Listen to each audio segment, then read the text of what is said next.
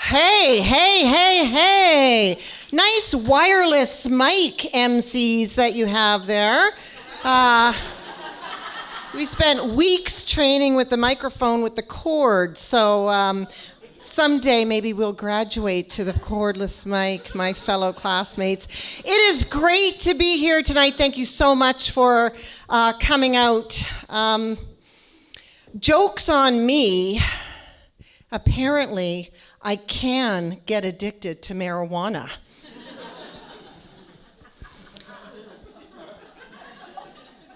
I have been reading that marijuana is non-addictive. This mind-altering substance. You can't get addicted to that. And if you do, well, it's only physiological. It's not physical or emotional or mental. Yeah, but I am happy to say that I am now living a sober life in recovery.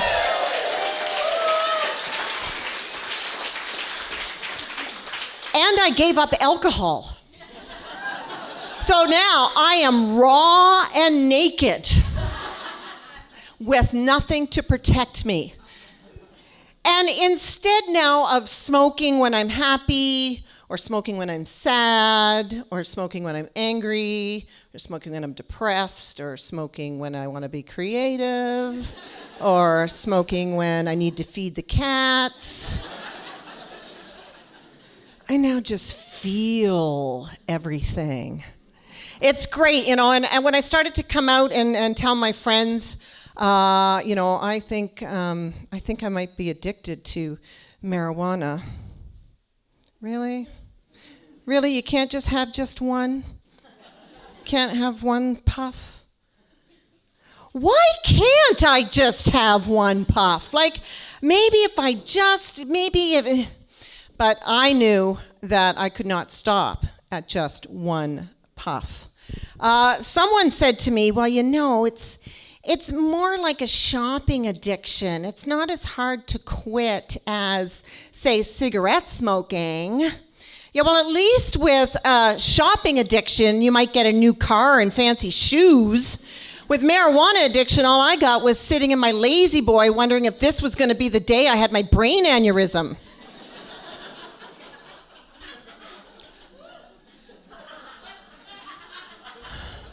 Is that a clot? Is that something? Honey, Graham, did you hear? Is there something, like, can you hear anything moving up into my body? You see anything? You see anything? Is there something, is there a twitch? Is there a vein popping, like, right here? Truth be told, you're lucky I'm here. I actually quit Hilarapy about 3 weeks ago.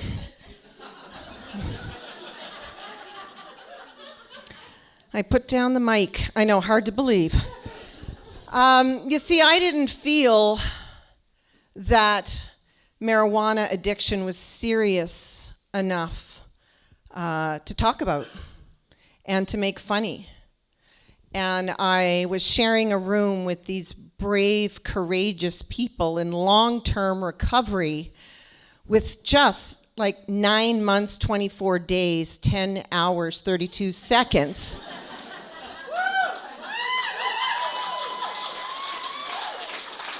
Of clean time, which, if you're in the program, you know that means I am the most important person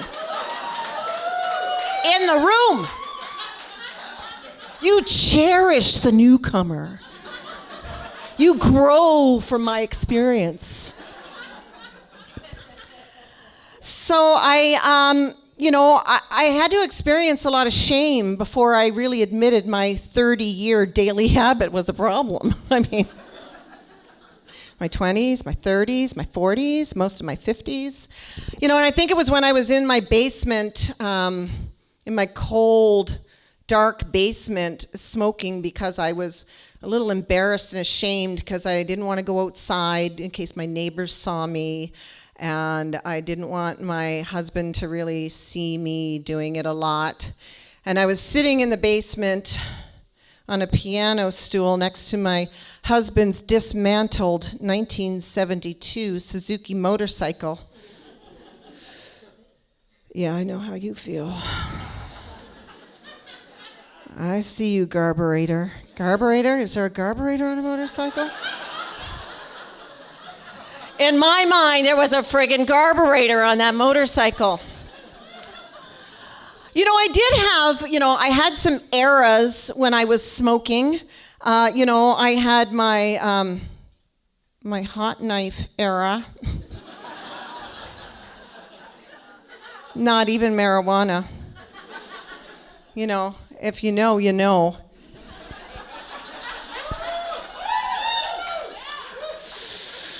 Oh, my lip, oh my God. I gotta go to work in an hour, oh shit.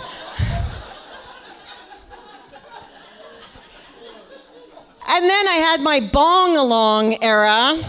Come on, let's do the bong. And, we'd sit there and we'd... Why, yes, I'll go to Salt Spring Island and do mushrooms, and then let's go to the movies, and then let's run down the street naked. And yeah, those were the good old days. And then I had my talk stick era, where I'd, pass it around. Oh, yeah.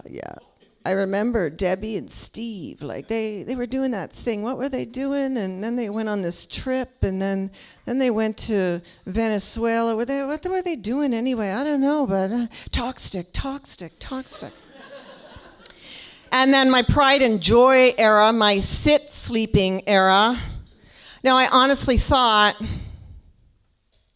I'm listening. No, really, I'm not sleeping. No, I'm hearing every word you're saying.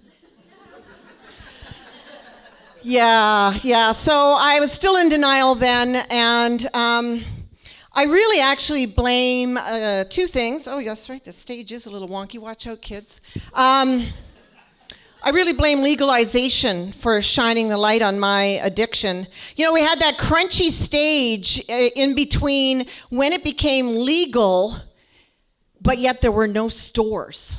What bullshit was that? Come on, people, I am waiting. Give me a store. There was one store that I knew of, and that was in Squamish. I drove to Squamish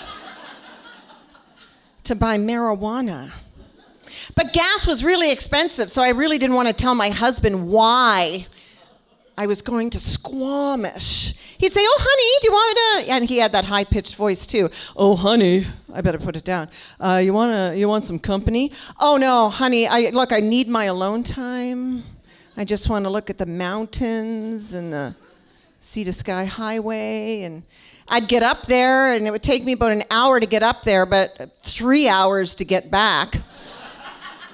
Oh, look at that chief. Wow, that's a big mountain face. Wow. Is that somebody climbing up there? What's going on up there? And now, I don't know if you've gone into a store. First of all, you can't even see in there to begin with. It's got the glass that you can't see. I know there's a couple of them in White Rock. And so, you go in, you open the door, and it's all white. And it's all under glass, and it's shiny. It's like walking into a friggin' Apple store. And it's so glorified, right? It's like, there's nothing wrong with me being in here buying this stuff. And, I'd look up. Gone are the days when I went to my dealer and said, "Get me a baggie from under your bed." Now there's 50 different strains that I can choose. Thank you. Inside joke. You probably hear that more than once. Now there's 50 different strains. It's like, okay, well, I want to do housework today, so I think I'll get the sativa. But, maybe later on I might want to relax with lunch, so maybe I'll get a little bit of indica, and then maybe I'll get a 30% sativa because I do want to be active, but I do want to have a bath later. So I might want to mix that up with some indica. And then I want to have definitely a nice, relaxing movie night. So I'll get indica, but I want a little bit of sativa because I want to stay awake. My God.